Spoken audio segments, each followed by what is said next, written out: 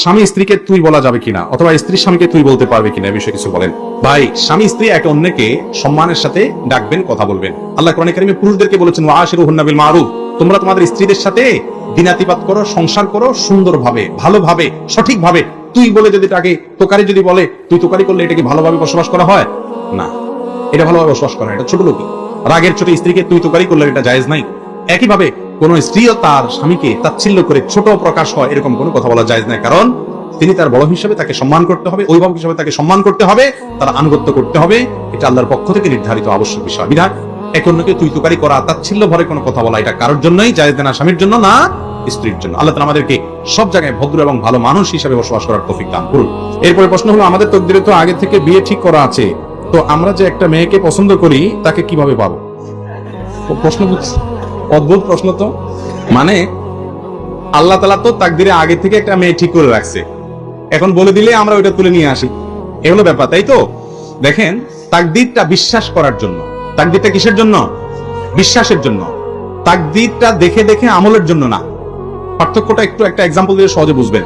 আপনি একজন প্রভাবশালী ব্যক্তির কাছে গেছেন, উনি এমপি সাহেব, মন্ত্রী সাহেব বা একটা বড় পদস্থ কর্মকর্তা। আপনার একটা কাজ নিয়ে গেছেন, আপনি কাজটা নিয়ে তার কাছ থেকে গেছেন, যে তার কাছ থেকে কাজটা আদায় করতে গেছেন, যেভাবে আদায় করা যাবে তার সব পলিসি ঠিক করছেন। উনি ঘুষখোর হলে ঘুষের বান্ডিল নিয়ে গেছেন, কথার কথা। অথবা উনি যেভাবে গেলে, যারা দিয়ে ধরলে, বললে, যেভাবে বললে খুশি হবে আপনার কাজটা করে দিবে, আপনি সেগুলো সব ঠিকঠাক মতো করে নিয়ে গেছেন। এরপরে আপনি জানেন যে ওনার ইচ্ছার উপর নির্ভরশীল, উনি দিলে হবে, না দিলে হবে না। এই যে আপনি জানেন একটা যে হবে সেটাই, যেটা উনি করবেন, আমার চেষ্টা আমি করতেছি মাত্র। এই তকদির হলো ওই বিশ্বাসটা, আর কর্ম হলো ওই চেষ্টাটা। তকদিরটা বিশ্বাস করার জন্য। এখন আপনি যদি বলেন উনি যা বলবেন তাই তো হবে, উনি দিলে এটা হবে, আমার কাজটা না হলে হবে না, তাহলে চেষ্টা মেষ্টা বাদ দিয়ে যদি আপনি বলেন যে ওনার নিয়তে কি আছে ওইটা দেখে আবিষ্কার করার চেষ্টা করি, তাহলে জীবনে আপনার কাজ আর হবে না।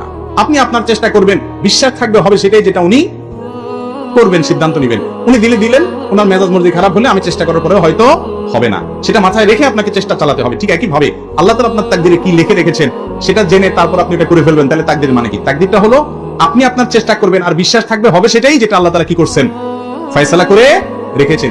ঘুরে আপনি চেষ্টা করতে থাকবেন ভালো মেয়ে সন্ধান করার জন্য, করতে করতে করতে যেটা কপালে আসবে বুঝবেন ও তোমারে আল্লাহ তাআলা আমার নসিবে রাখছে। কথা কি বলতে পারছি? এরপরে পাওয়ার পরে কদর করবেন খুব, যে সুবহানাল্লাহ, আল্লাহ তাকদিরে লিখে রাখছে এই জিনিস আমার জন্য, এই মানুষটা আমার জন্য। খুব ইজ্জত করবেন তখন, তাকদিরের লেখন আসছে আমার ঘরে, মাশাআল্লাহ। কথা কি বুঝতে পারছি? এখন আপনি পরিশ্রম না করে তাকদিরে কি আছে সেটা দেখার জন্য চেষ্টা করতেছেন। এক লোক ওই নামাজের জন্য ডাকছে, আর বলে না আল্লাহর হুকুম ছাড়া তো কিছু হয় না, আল্লাহ আমার নসিবে নামাজ রাখে না, আপনি চেষ্টা করে লাভ নাই, চলে যান। এরকম কিছু বাদর টাইপের মানুষ আছে না? তো ওই লোক আবার শার্ট টার্ট গায়ে দিয়া সকালে অফিসে যাইতেছে, চাকরি করে ডিউটি করতে যাইতেছে।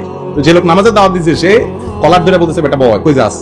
কাজ যাচ্ছে, কেন কাজ যাবি? আল্লাহ তাকদিরে যা রাখছে তা খাবি, বয় কোনো কাজ যেতে পারবি না।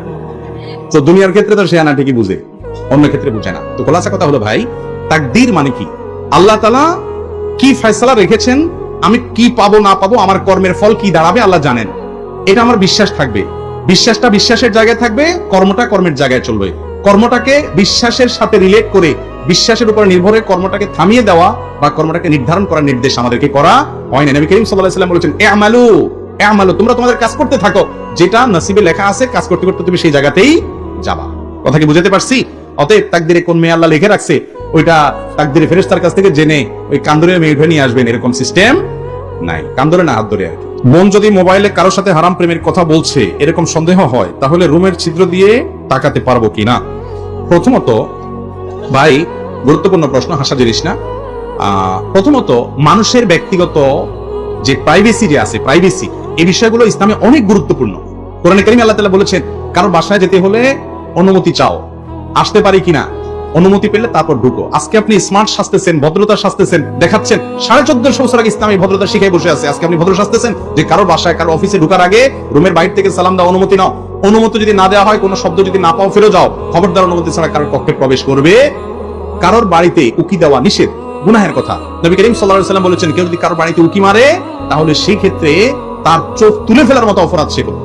চোখ তুলে ফেলতে নবী সাল্লাল্লাহু আলাইহি ওয়াসাল্লাম বলেন নাই, মানে খুব জঘন্য অপরাধ করলে এটা বুঝিয়েছেন তিনি।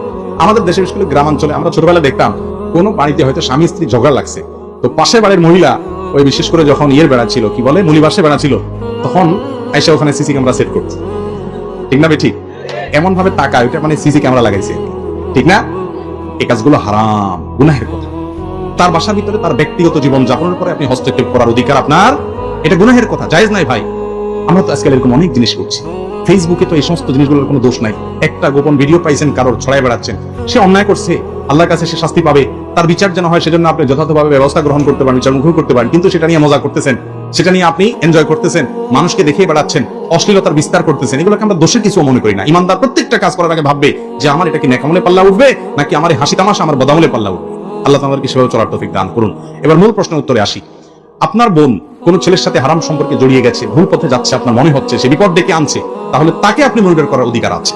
কারণ সেই মনিটরিংটা তার ভালোর জন্য, সেই মনিটরিংটা তার কল্যাণের জন্য। রোগীকে যেরকম ডাক্তার তার স্বার্থের জন্য, তার কল্যাণের জন্য কাটাছেড়া করতে পারে, একই কাজ অন্য আরেকজন করতে পারে না, কারণ অন্যজন করলে এটা সন্ত্রাস হয়, আর ডাক্তার করলে সেটা চিকিৎসা হয়। আপনার বোন সে বিপথে চলে যাচ্ছে, আপনার ছেলে বিপথে চলে যাচ্ছে, এখন তার গোপন বিষয়গুলো আপনি যদি মনিটর না করেন তাহলে সে সর্বনাশ ডেকে আনবে। তাহলে তার ভালোর জন্য ট্রিটমেন্টের অংশ হিসাবে আপনি তার ব্যক্তিগত বিষয়গুলোকে নিবিড়ভাবে পর্যবেক্ষণ করার অধিকার আছে। কিন্তু যদি সেরকম কোন সম্ভাবনা না থাকে, অহেতুক আপনি তার পিছনে লাগালাই করেন, এরকম অনেকে আছে অভিভাবকরা, অযথাই তার পিছনে লাগালাই করতেছেন, অযথাই সন্দেহ করতেছেন, কোনো সন্দেহ করার কারণ নেই, তারপরেও সেটা কিন্তু রোগ, সেটা কিন্তু ভালো কাজ না। বিশেষ করে স্বামী স্ত্রীর ক্ষেত্রে এই সমস্যাটা অনেক বেশি হয়। স্বামী যখন স্ত্রী মোবাইল ঘাটাঘাটি করে, মনে করে আল্লাহ জানে কার সাথে চ্যাট করতেছে, আবার যখন স্বামী ঘাটাঘাটি করতেছে, বউয়ের চিন্তা করে আল্লাহ জানে কার সাথে জানে চ্যাট করতেছে। এই অযথা সংশয় সন্দেহের কারণে দেখা যায় পাসওয়ার্ড নেওয়ার উদ্ধার করার চেষ্টা করে, ঘুমায় গেলে আপনার পাসওয়ার্ড উদ্ধার করার চেষ্টা করে। এই জিনিসগুলো কখনো ভালো জিনিস না, পারস্পরিক বিশ্বাস রাখতে হবে। হ্যাঁ, একান্ত যদি প্রমাণ পেয়ে যান, আপনার কাছে জোরালো সম্ভাবনা তৈরি হয়, বিভিন্ন করিনা আলামত পেয়ে যান, তাহলে এবার মনিটরিং করতে পারেন। তার কল্যাণের আশায় স্পাইগিরি করার উদ্দেশ্যে করা যাবে না।